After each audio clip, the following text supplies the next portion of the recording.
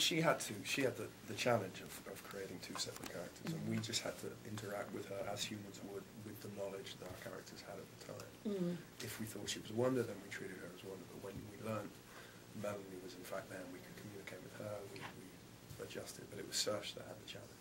And my character, Ian, never knew Melanie, so he only had Wanda to respond to, which made my job even easier. We were talking with Saoirse and Stephanie before, and they were both saying you guys have been asked this before, so apologies. But if you were a real-life soul, who would you want as your host body? You want to go? Let's change it. Let's think of a new one. Yes, please. I would be... I can only think of your top three. I'd be a leopard, because that would be neat. I know it's not a human. You know, we haven't thought about that. They can be an animal. Yeah, and I'd be a cool human-talking leopard. Yeah. You know, I'd be like, hi, I can do more than just run. I can talk, too. And I'd be an overnight hit. That's true. And they'd be like, look, there's a leopard that can talk. I don't know if that's part of the rules. I've made it a part of it. It's science fiction. It can be anything. It's true. And I would be a talking orangutan. And we would just hang out. They would have a show called The Leopard and the Orangutan.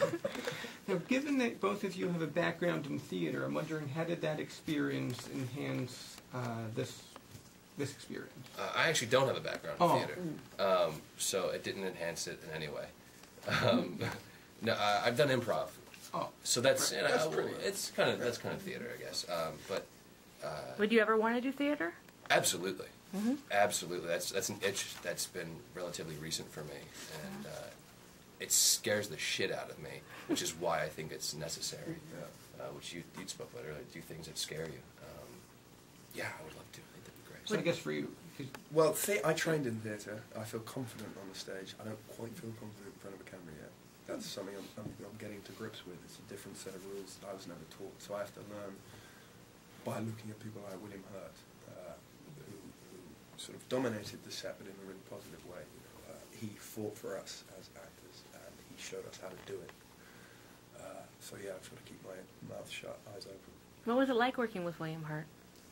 It's an experience, but a very positive one. He said he's a force. He walks into a room and you know it. He did this HBO thing called I forgot the name. Too Big to Fail. Too Big to Fail, which is so good. It's so good. Yeah. But he on the first day turned up to meet all the other actors, and it became clear quite quickly that no one knew anything about the financial system whatsoever. They were just preparing to, in a couple of days' time, read the lines, and be a little bit informed. But William said, no, we have to all be on the same page. And that means understanding the financial system, which, as we all know, is famously complicated. But they did. They sat around for days and days and days and days and learnt it all, which I think contributes to making it what it is. And he did the same thing on this film. He sort of demanded 2 weeks of rehearsal prior to filming, and to talk it through, to talk the big ideas. Yeah, and I mean, I'm convinced that every film needs at least 2 weeks before, and it just brought us together, all our relationships. It's such an ensemble of a film. There's so many great actors in this movie, and we sat around a table like this, and it was just the actors and Andrew Niccol, and we talked it out. We read the script. We argued about things that we felt didn't work. We argued with each other's characters because they would, and figured out what the dynamic was, and hopefully it shows. Well, we just had Miss Meyer here, and I'd never met her before. Yeah. And she seems like an extraordinarily cool lady. She's great. Yes, she is. And Diane was just saying that she was on the set pretty much every day. And I wondered what having her there as not only the producer but also the person who created your characters contributed with regard to how you were able to perceive them, or did you go to her with questions about I went up to Stephanie different motivations on the first day, sort of panicking because you often get those last-minute nerves of, am I getting this right? Especially when there's a book that describes these characters in such detail, and people out there in the World Wide Web have said, oh, this is what we want from this guy. who we don't want playing parts, who we want, there's all that kind of pressure. And I went up to Stephanie and said, am I taking Jared in the right direction? Am I getting it wrong? You know, tell me, you know, save me. And she said, listen, we cast you for a reason. We cast you because of your instincts, your interpretation of the character. You know, go ahead and do it, because you've got our support. And if she came up with the guys, then it's, the fear evaporated. Yeah, you don't really feel her presence on set. She kind of hangs out at Video Village, and if you want to go visit her, you're more than welcome. And you know, she's not stopping on set saying, "No, you've done this wrong." As you said, she really just sort of lets you have free reign, and that's what we did in 2 weeks of rehearsal too. You know, we would have ideas, Andrew would take them, and if there were big ideas, he would take them to Stephanie separately, and they would, you know, have their. It was very democratic, and worked really well the whole time. Joe, you're the veteran now, I think, of YA adaptation. Good God. Where's Jackson? Why are they so popular? Why is it like a mad grab for these YA properties? You know, I'm not sure if anybody knows. I think everyone's just trying to get in on it. Someone over at Summit Entertainment knows something. Yeah, they know something, and I think I mean there's the young. I think what it is. Maybe this is it. Is you're a young adult. It's not just. It just doesn't belong to young adults anymore. It doesn't just belong to what's that range between like 12 and 18. It really now belongs to 20-year-olds, 30-year-olds, 40-year-olds. It's much like Pixar, what they did for animation. Animation's no longer for children. You can go and there's things hidden for adults that they can enjoy it. I think maybe that's it. Is now it's the demographic has just been expanded so exponentially, and I mean we've seen it out in book signings and stuff. All ages, kids of all ages, parents, moms, dads. I mean, like really old. Some really, geriatrics coming in. Jokes. Makes me feel young. I got it. There are the obvious Twilight comparisons, Stephenie Meyer, etc. Was that part of what excited you about taking these roles or auditioning for these roles? Did it make you hesitant in any way? Maybe not wanting to get in on a movie that might have so much hype attached to it? I know coming from a teen magazine, our readers have been excited about this movie coming out.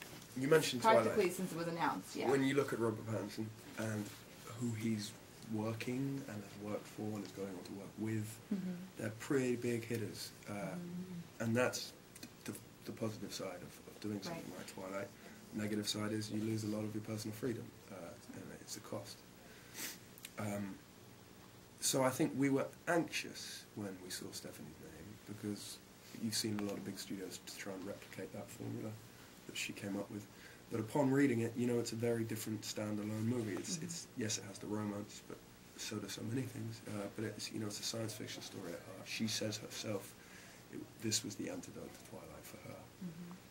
And she really stayed true to that, because she had taken it to another studio that wanted to make the movie, and they wanted to do some really out there terrible things, like projecting holograms of Melanie inside of her so we could see that there's someone inside of her. And Stephanie stuck by her guns and said, no, we just need one great actress, and with that we have a movie. And have you seen The Matrix? You know the bit where they're standing in the white space and all the guns come flying out? That's what one studio wanted, Melanie and Wanda existing in a white space inside the brain. But yeah. One good actress. Underestimating an audience's intelligence is not the right thing to do, and underestimating a young actress's talent. And they found it in Saoirse. But I think all we can hope is that people enjoy the film, and if they enjoy it on the scope that Twilight was, then my God, I'm glad it's not my job to worry about it though, and to think about it. We were lucky that we didn't have a lot of spotlight shown on us during the filming of this movie. We were really able to live in our own little world and inhabit it and enjoy it. That's freedom. For both of you, I'm wondering, what do you think is so appealing about the supernatural and dark themes? We don't see too many movies about fluffy kittens and the Easter Bunny. So what is it so? What is so appealing about these themes? I mean, I think everyone has the dark recesses in their minds, and it's fun to visit them, because we visit them for 2 hours in the movie theater, and we get to go home and I don't know. I mean, all the great musicians are dark. I don't know. That's a good question. We've got darkness in us, all of us.